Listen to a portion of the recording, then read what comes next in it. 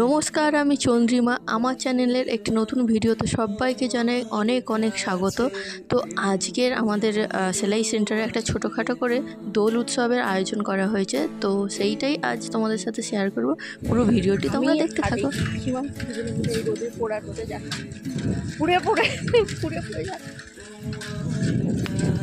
ওই দিন না আমাদের সাথে একটা স্ক্যাম হয়ে যায়। আমরা ভেবেছি যে দোল তো অনুষ্ঠান ওইসব হবে, বাবা গিয়ে দেখি না ক্লাসের পর ক্লাস তো হয়েই যাচ্ছে, দোল কখন হবে সেই করে করে 2-2.5 ঘন্টা ক্লাস হলো, তারপর শুরু হলো।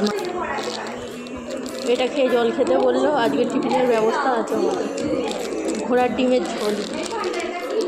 প্রায় 2-2.5 ঘন্টা ক্লাস করানোর পর তারপর শুরু হলো দোল উৎসব। তো আমরা তো ভেবেছিলাম যে গিয়ে দেখবো, হয়তো সবাই নাচা গানা শুরু করে দিয়েছে এরকম একটা ব্যাপার, কিন্তু বসে থাকতে থাকতে বোরিং ধরে যায়। সব কিছু ক্লাস এইসব হয়ে যাওয়ার পর লাস্টে শুরু হয় আমাদের রং মাখামাখি।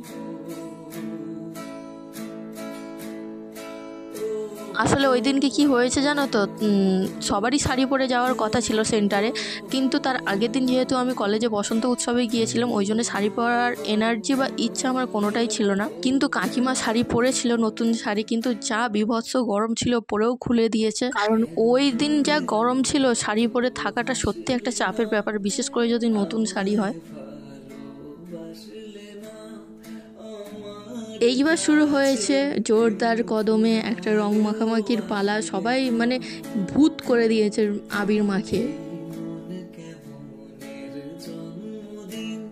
কিমার মুখটা দেখে নাও, এখন তো ঠিক আছে, কিছুক্ষণ পরে দেখবে আবিরের গাবড়া গাবড়ি একটা ব্যাপার।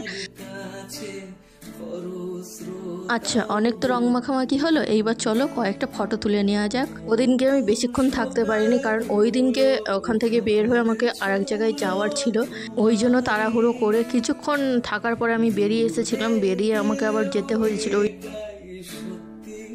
একটা গ্রুপ ফটো তুলতে গেলে যা হয়, ওনাকে ছোট করতে হয় তো একজন বড় হয়ে যায়, একজন সামনে দাঁড়ায় তো পেছনের জন ছোট হয়ে যায়, এই অবস্থা হয় গ্রুপ ফটো তুলতে গেলে। তবুও তো গ্রুপ ফটো তুলতেই হবে সবাই মিলে।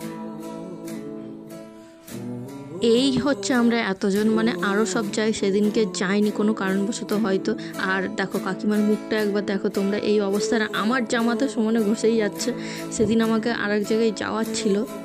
আবার শেষে ছিল মিষ্টির ব্যবস্থা, তো মিষ্টি খেয়ে বের হয়ে পড়েছি বাড়ির উদ্দেশ্যে। আমি আর কাকিমা দুজনে এখন সবাই নাচা গানা করছে। সমস্ত কাজের পরে অবস্থাটা দেখো, আমার এই রকম অবস্থা হয়েছিল, ঘেমে পুরো স্নান হয়ে গিয়েছিলাম। তো আজকের ভিডিও এখানে শেষ করছি, দেখা হবে পরের ভিডিওতে। বাই।